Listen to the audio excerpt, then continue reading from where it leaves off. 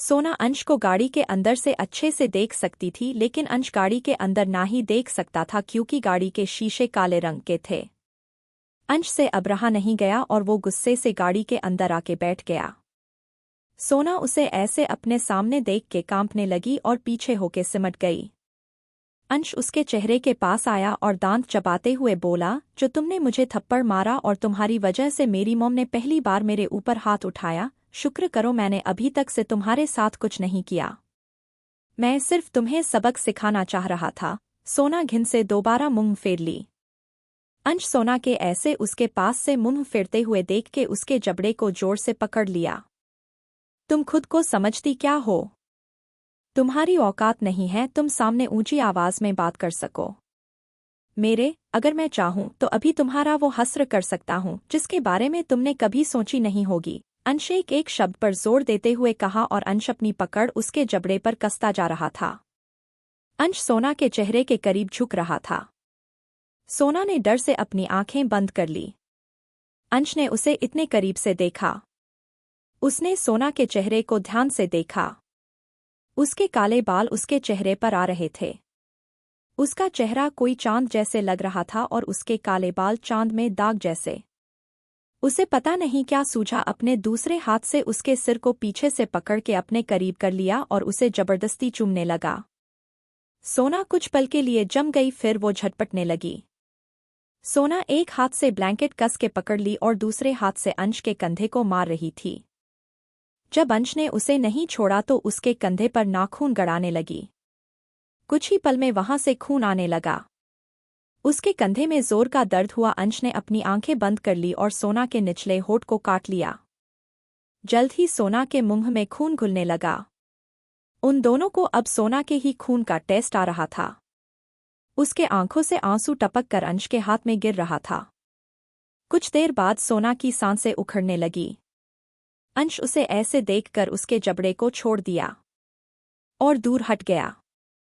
उसके गाल बुरी तरह से लाल हो गए थे और अंश के उंगलियां उसके गाल में छप गई थीं। सोना जोर जोर से सांस ले रही थी। उन दोनों के लिप्स पर खून लगा था। सोना को उसके छूने से घिन सी महसूस हो रही थी। वो सुबकने लगी और दुबक कर बैठ गई। अंश ने उसका ब्लैकेट पकड़ा और झटके के साथ उसके शरीर से अलग कर दिया और गाड़ी से बाहर आ गया। उसने गाड़ी का गेट जोर की आवाज के साथ बंद कर दिया। सोना आवाज से डर गई। उसे कुछ पल के लिए समझ नहीं आया उसके साथ क्या हुआ है। वो खुद को ढकने की नाकाम कोशिश कर रही थी। अंश गुस्से से खड़ा था। उसने अपना हाथ अपने बालों में फेरा। उसने एक पत्थर को लात मारा। Damn it! कुछ देर बाद उसने खुद को संभाला और गाड़ी के गेट को अपने छोटे हाथ से मारते हुए बोली, प्लीज हमारा कपड़ा दे दीजिए। बाहर से उसे किसी की आवाज नहीं आई। सोना गाड़ी के अंदर बहुत बेबस होकर बैठ गई। उसने अपने घुटनों को गले से लगा लिया। उसके लंबे बाल उसके आधे शरीर को ढक रहे थे। अंश ने अपने पॉकेट से फोन निकाला। उसने जल्दी से दीप को कॉल किया और झरने के पास आने के लिए कहा। दिल्ली के पास एक बहुत सुंदर झरना है। कुछ ही देर बाद एक गाड़ी अंश के पास आकर रुकी। उसमें से दीप बाहर निकला। वो अंश के पास आया। उसके हाथ में एक बैग था। दीप उस बैग को अंश के मुंह पे मारते हुए बोला, साले, तूने उसके साथ फिर से कुछ किया है। अंश उसे गुस्से से देख रहा था। मैंने कुछ नहीं किया है दीप। तुम बार बार यही सवाल पूछना बंद कर दो, अंश चिढ़ते हुए कहा। उसने बिना देखे गाड़ी का गेट खोला और बैग को अंदर फेंक दिया। सोना ने जब बैग खोल के देखा तो उसमें उसके लिए कपड़े थे। सोना बिना सोचे जल्दी जल्दी कपड़े पहन ली। इधर दीप अंश को घूर रहा था और अंश उसे इग्नोर करके झरने के पानी को देख रहा था। सोना कपड़े पहनकर गाड़ी के शीशे को खटखटाया। उसे कपड़े अच्छे से आ गए। अंश ने गाड़ी अनलॉक कर दिया। सोना अपना सिर झुका के अपने कपड़े ठीक करते गाड़ी से बाहर आई। उसे उन दोनों के सामने खड़े होने में अजीब लग रहा था। दीप सोना को गौर से देखने लगा। उसकी आंखें और गाल लाल हो गए थे। ठंड के वजह से उसका नाक बंद था। उसके लंबे बाल उसके चेहरे को ढक रहे थे। अंश उसे घूर रहा था। दीप ने पहले सोना को देखा फिर अंश को। दीप तू इसे इसके घर छोड़ दे, अचानक से अंश ने गुस्से से कहा और बिना दीप की कुछ सुने गाड़ी में बैठ के वहां से निकल गया। सोना के आंखों से आंसू बहने लगे। दीप उसे ऐसे देखकर गाड़ी के पास गया और गेट खोल दिया। सोना चुपचाप गाड़ी में आके बैठ गई। रास्ते भर दीप सोना को तिरछी नजरों से देख रहा था। उसने देखा सोना सीट बेल्ट नहीं लगाई है तो दीप उसके सिर बेल्ट को लगाने के लिए उसके तरफ झुका। सोना ने उसे अपने तरफ झुकते देखा तो उसने अपनी आंखें बड़ी कर ली। हे, तुम घबराओ नहीं, मैं सिर्फ तुम्हारा सीट बेल्ट लगा रहा हूं। सोना फिर भी वैसे ही थी। दीप ने जल्दी से उसका सीट बेल्ट लगाया और गाड़ी चालू किया। पूरे रास्ते भर सोना चुप और घबराई हुई थी। वो उसे कुछ बोलना चाहता था लेकिन कुछ बोला नहीं। सोना सिर झुका के बैठी थी। वो अपने पैरों को देख रही थी। कुछ देर सोचने के बाद दीप सोना को बिना देखे बोला, तुम्हारे होठ में खून लगा है, साफ कर लो। सोना के कान में जब ये बात पड़ी तो उसे हैरानी से देखने लगी। उसने जल्दी से अपने उल्टे हाथ से अपना होठ पोंछने लगी। वो जल्दी अपने होठ को हाथ से रगड़ रही थी। उसके आंखों में फिर से आंसू आ गए। दीप आते ही अंश के होठ पर भी खून देख लिया था। उसे समझने में देर नहीं लगी उसके साथ क्या हुआ था। वो सोना को और परेशान नहीं करना चाहता था, इसलिए आगे कुछ नहीं कहा। तुम रो मत, मैं किसी से कुछ नहीं कहूंगा। वैसे तुम कहाँ रहती हो? दीप सोना को देखते हुए पूछा। हम पता नहीं, सोना ने कहा और चुप होकर अपना सिर फिर से झुका लिया। दीप ने गहरी सांस छोड़ा। ठीक है, मैं पता करता हूँ, कहके वो किसी को कॉल करने लगा। सोना उसे हैरानी से देखने लगी। इसलिए अंश को उसके बारे में सब पता रहता है। जो लोग किसी इंसान को मारने से पहले एक बार नहीं सोचते वो लोग कुछ भी कर सकते हैं। सोना ने मन में सोचा और अपना सिर हिला दिया। कुछ देर में दोनों मीरा के बाबा के घर पहुंच गए। सोना चुपचाप गाड़ी से उतर गई। दीप उसे छोड़कर चला गया। वो चुपचाप से घर के अंदर जाने लगी। वो घर के पास पहुंच गई और घर का दरवाज़ा किसी ने खोला। सोना को दीप उसके घर छोड़ के निकल गया। सोना घर के दरवाजे पर पहुंची ही थी कि किसी ने अंदर से दरवाज़ा खोला। वो मीरा थी। मीरा सोना को इतनी सुबह बाहर देखकर थोड़ी हैरान हो गई। उसने उसे ऊपर से नीचे तक देखा। मीरा ने पूछा, सोना तुम इतनी सुबह बाहर क्या कर रही हो? सोना चुपचाप खड़ी थी। कुछ पल बाद वो बोली, हम बाहर गार्डन में टहलने गए थे। सोना ने झूठ कहा। ठीक है, लेकिन इतनी सुबह ठंड में ठीक नहीं है। तुम अंदर आ जाओ, नहीं तो सर्दी लग जाएगी, मीरा ने कहा और सोना को अंदर बुला लिया। अच्छा, तुम्हारा सारा सामान पहुंच रहा है, तब तक तुम फ्रेश हो जाओ। और कल जो कपड़े दी थी मैं उसे पहन लिए रही। सोना ने हाँ कहा और जल्दी से अपने कमरे में चली गई। मीरा ने दरवाज़ा खुला ही छोड़ दिया। मीरा ने सोचा, नए कपड़े इस तरह के वो कभी भी तो नहीं पहनती। सोना कमरे में आके सीधा बाथरूम में गई। उसने खुद को मिरर में देखा। उसने एक ग्रे फुल लेंथ फ्रॉक पहना था। उसने अभी तक ध्यान नहीं दिया था कि क्या पहना है। वो खुद को ऐसे कपड़े में देख के हैरान हो गई। कुछ पल बाद उसने शॉवर ऑन किया और खुद को अच्छे से साफ करने लगी। उसे लग रहा था उसके ऊपर से खून की थोड़ी स्मेल आ रही है, लेकिन ऐसा नहीं था। अंश ने उसे अच्छे से साफ किया था। उसने अपने होठ को भी रगड़कर साफ किया। उसे बार बार अंश का उसे दोबारा किस करना याद आ रहा था। पहली बार तब था जब दोनों पहली बार मिले थे। उसके रगड़ने से उसके कटे होठ से फिर से खून आना शुरू हो गया। उसे देखकर ऐसा लग रहा था जैसे उसे खुद से घिना रही हो। उसे उस आदमी के चीखने की आवाज़ आ रही थी। उसने अपना कान दोनों हाथों से बंद कर लिया। उसके आंखों में आंसू आ गए। कुछ देर बाद वो बाथरूम से बाहर आई। वो बहुत छींक रही थी। उसके बाल गीले थे और उसका प्यारा सा चेहरा लाल हो गया था। रात में कपड़े गीले होने की वजह से और अब बहुत देर तक शॉवर में रहने की वजह से उसे जुकाम हो गया था। उसके बाल से टपक रहे पानी से उसके कपड़े गीले हो गए थे। उसने आज भी मीरा के माँ की पुरानी साड़ी पहनी थी। उसने खुद को बड़े से आईने में देखा। उसका नाक लाल हो गया था। वो जोर जोर से छींक रही थी। उसके गीले बाल उसके चेहरे में आ रहे थे। उसने देखा उसका लिप्स जहां कट लग गया था वहां हल्का सा सूजन है। उसने नजरें झुका ली। इधर अंश गुस्से से घर पहुंचा। उसे ऐसे देखकर वहां के काम करने वाले सभी नौकरों ने अपना सर झुका लिया। शौर्य और रेहान उसका इंतजार कर रहे थे। उसने दोनों को इग्नोर किया और अपने कमरे में चला गया। रेहान ने मुंह बनाते हुए कहा, भाई को क्या हुआ? वो बिना शर्ट के कहाँ घूम रहे हैं? शौर्य ने कुछ नहीं कहा। रेहान शौर्य के तरफ देखने लगा। शौर्य रेहान के सवाल से बचने के लिए मोबाइल में कुछ करने लगा। रेहान खुद को ऐसे इग्नोर होते देख के अंश के पीछे उसके कमरे में चला गया। शौर्य वहीं बैठा रहा। अंश कमरे में आके सीधा बाथरूम में चला गया। उसने शॉवर ऑन किया और ऊपर मुंह करके शॉवर के पानी के बूंदों को महसूस करने लगा। उसे बहुत अच्छा लग रहा था। उसे कुछ देर पहले का सोना को किस करना याद आ रहा था। सोना ने उसके कंधे में अपने नाखून गड़ा दिया था। उसमें पानी पड़ने से अंश को जलन हो रहा था। उसने अपना हाथ दीवार पे जोर से मारा। कुछ देर बाद वो टॉवेल में बाहर आया। रेहान उसे कुछ पूछना चाहा लेकिन अंश ने उसे इग्नोर कर दिया। रेहान चुप होके बैठ गया। कुछ देर बाद दोनों कमरे से बाहर आए। दीप भी तब तक आ गया था। अंश ने रोज के जैसे ब्लैक शर्ट के साथ नेवी ब्लू पैंट पहना था। शर्ट अच्छे से टक किया हुआ था। उसके बाल गीले थे। उसने हाथ में महंगी घड़ी पहनी थी। उसके चेहरे पर अभी कोई एक्सप्रेशन नहीं था। उसे देखकर नहीं लग रहा था उसने किसी को बेरहमी से मारा है।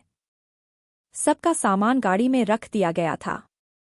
तीनों बाहर आए और गाड़ी में बैठ के एयरपोर्ट के लिए चले गए।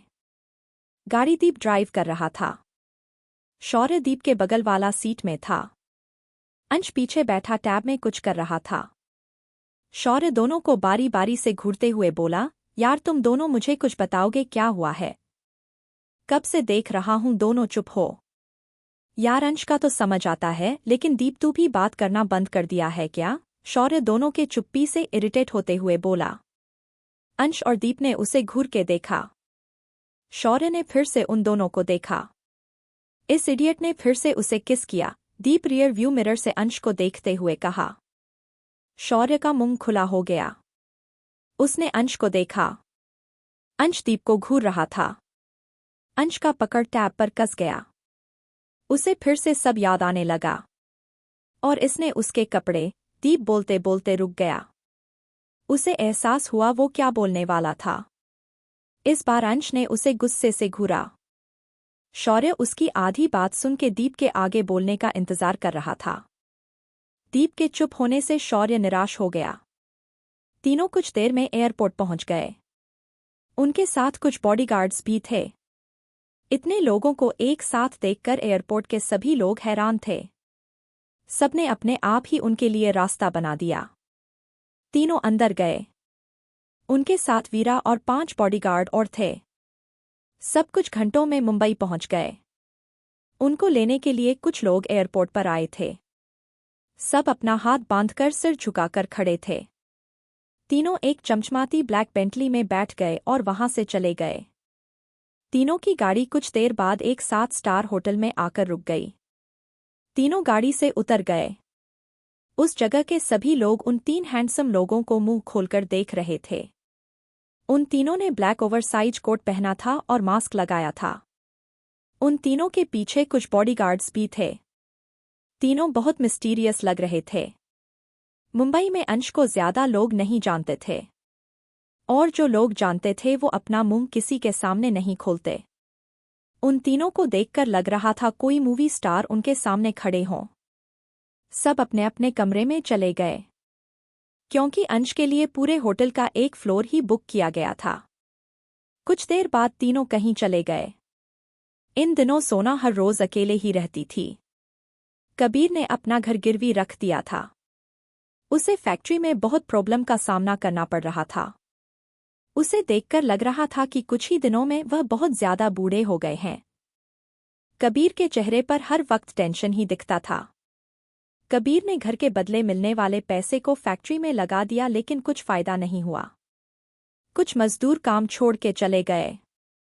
फैक्ट्री बंद करने की नौबत आ गई। मीरा भी कबीर की हेल्थ को लेकर परेशान रहती थी और साथ ही सोना के लिए फिक्र करती थी। दादी भी सबको परेशान देखकर बीमार सी हो गई थी। मीरा के बाबा भी सबके लिए परेशान रहने लगे। आदित को नए कॉलेज में एडमिशन मिल गया था। पिछली बार उसकी तबीयत की वजह से उसे कहीं जाने नहीं दिया गया। सोना का भी रिजल्ट कुछ दिन में आने वाला था। वह अंश के बारे में भूलना चाह रही थी, लेकिन पहले की तरह हर रोज सपने में अंश और वह जिसे अंश ने मारा था उसका चेहरा नजर आता था। उसकी चीखें सोना के कान में गूंजती थीं। कुछ दिन ऐसे ही निकल गए। इधर अंश ने भी मुंबई का काम लगभग खत्म कर लिया था, बस खन्ना गैंग को खत्म करना बाकी था। एक दिन सोना के पास लक्ष्य का कॉल आया। उसने कहा कि दोनों बहुत दिनों से नहीं मिले हैं, इसलिए वह मिलना चाहता है। सोना ने भी मना नहीं किया। दोनों एक पार्क के बेंच पर बैठे थे। कुछ दूर में बच्चे खेल रहे थे। सोना उनको ध्यान से देख रही थी और मुस्कुरा रही थी। लक्ष्य सोना को बहुत दिनों बाद ऐसे देखकर बहुत प्यार से देख रहा था। सोना लक्ष्य के साथ पहले की तरह ही बर्ताव कर रही थी। सोना की तबीयत भी अब ठीक थी।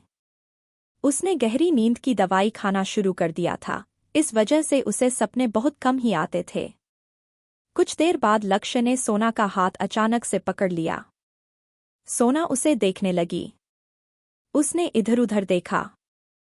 पार्क में बहुत लोग थे। कुछ बच्चे खेल रहे थे और कुछ बड़े लोग बातें कर रहे थे। सोना अपना हाथ लक्ष्य के हाथ से छुड़ाते हुए बोली, लक्ष्य तुम क्या कर रहे हो? लक्ष्य ने उसका हाथ और जोर से पकड़ लिया। सोना असहज हो रही थी। लक्ष्य ने सोना का हाथ अपने दोनों हाथों से पकड़ लिया और उसके सामने अपने घुटनों पर बैठ गया। सोना इधर-उधर देखने लगी। कुछ लोग उन दोनों को देख रहे थे। सोना अपना हाथ छुड़ाने की कोशिश करते हुए बोली, लक्ष्य तुम क्या कर रहे हो?